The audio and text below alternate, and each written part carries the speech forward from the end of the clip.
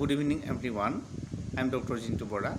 Today I am going to explain William Butler Yeats' famous poem The Second Coming.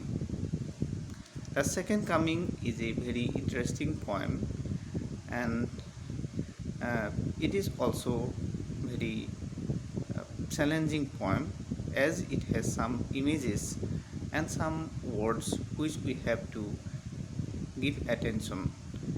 Because of his depthness, because of the complexity, this poem is regarded as one of W. Yeats' best poems, and it is included in every anthologies of English poetry.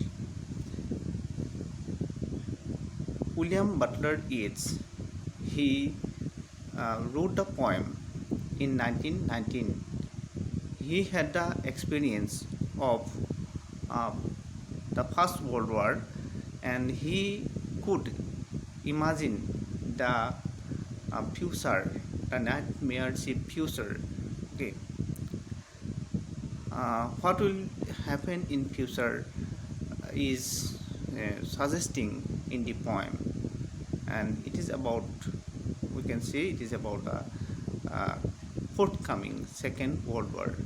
Here, at the beginning of the poem, we find that the poet, he is talking about a falconer.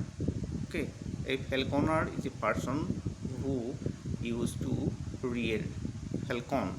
Okay, falcon is a bird, and he trained the bird to help him in hunting. And the falconer, he set the falcon free, and usually the falcon responds to the falconer and it comes to the falconer. But here in the poem we find that the falcon, it does not respond to the falconer. Okay, so let us see the beginning line of the poem.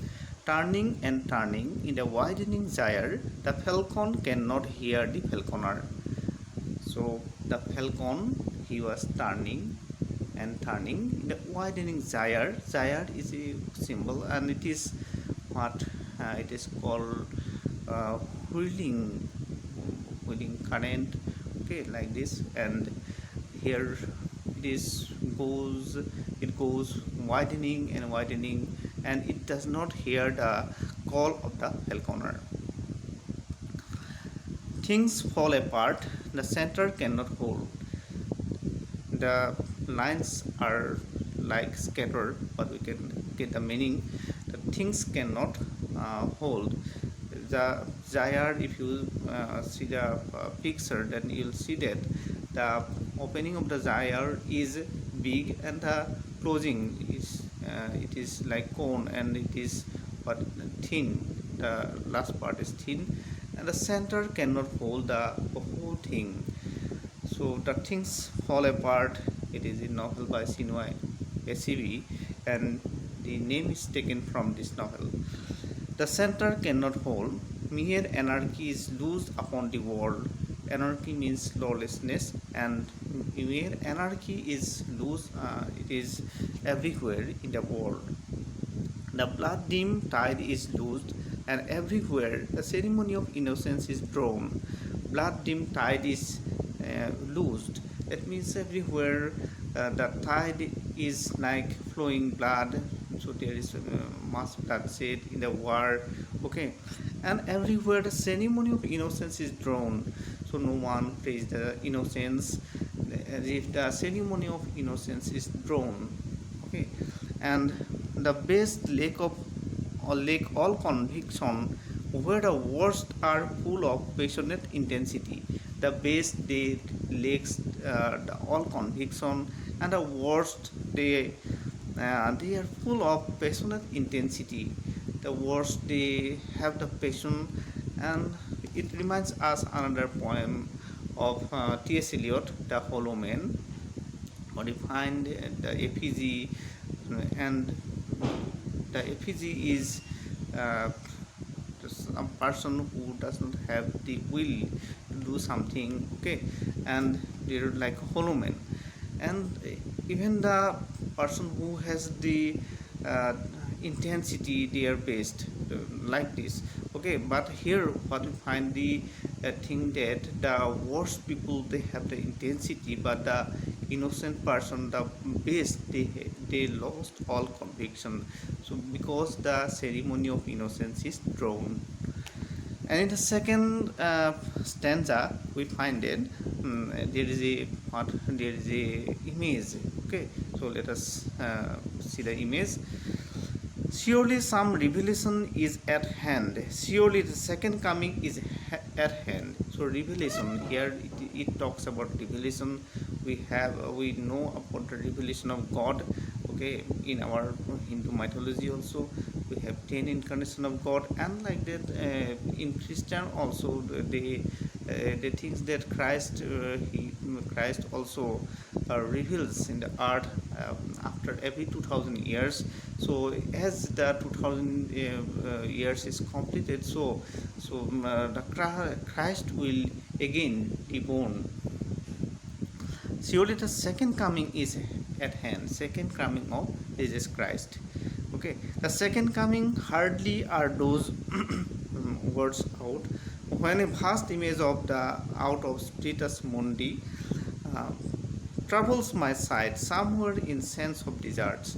When the poet utters the word second coming, then suddenly out of Splitus Mundi, it is a what universal oversoul. From there, an image comes. Okay, then that image troubles his sight.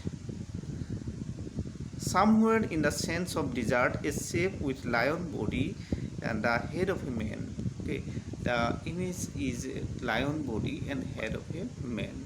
It is called Phinx. Okay, and a gaze blank and pitiless as the sun, and that beast is pitiless and as the sun. Okay, is moving its slow thighs, while all about it reels shadow of the indignant desert birds. While the beast was moving in the desert, then the birds surround him and gathered him around the creature. The darkness drops again, but now I know the 20 centuries of stony sleep were vexed to nightmare by a rocking cradle. And what rough beast is our come round at last, slouches towards Bethlehem to be born. Here the poet, he talks about that uh, in the cradle the baby will be there, and here he hears the sound of the rocking cradle, and here the 20th century stony sleep uh, will be ended. Okay, and what do you find, that darkness drops again.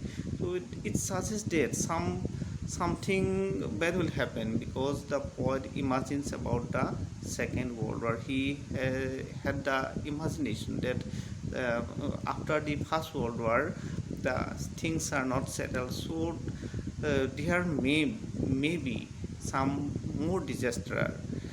Then and what rough peace is ours come round at last.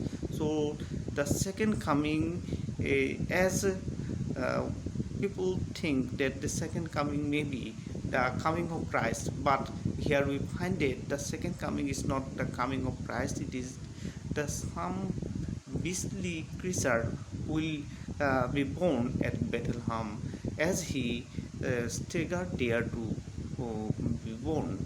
Okay, so I hope you understand the poem. So if you like the poem, then share it with your friends, and if you are new to my channel, then if you like the video, and you can see my earlier videos, so you can subscribe to my channel. Okay, thank you very much.